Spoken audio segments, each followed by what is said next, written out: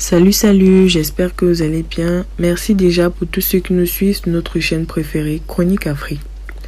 Aujourd'hui, on se tape notre nouvelle information du côté du Mali. L'Allemagne, sceptique sur l'intérêt de laisser des soldats au Mali jusqu'en 2024.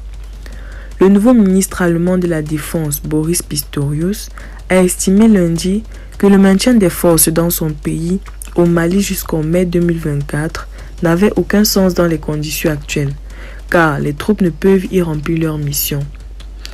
Entré en fonction il y a 12 jours, M. Pistorius a manifesté son scepticisme sur la capacité des troupes allemandes à assurer leur engagement dans le cadre de la mission de l'ONU au Mali, pays en proie depuis 2012 à une grave crise multidimensionnelle.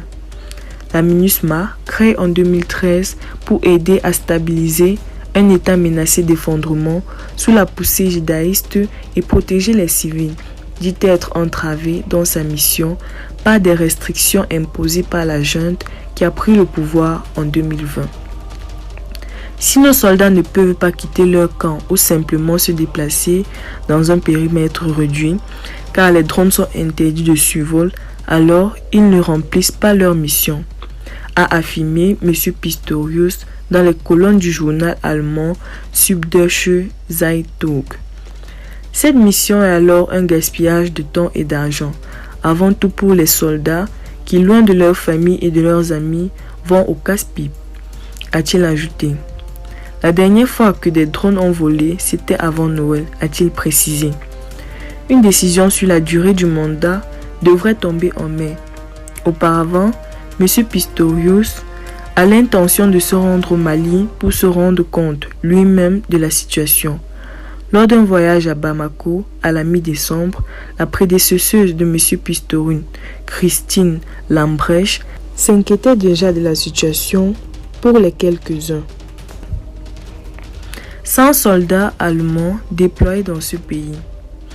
Elle avait affirmé que le maintien des forces de son pays au Mali jusqu'en mai 2024 était conditionné à leur capacité à remplir leur mission et à la tenue d'élections en février 2024, un engagement pris par les colonels pour laisser la place à des civils.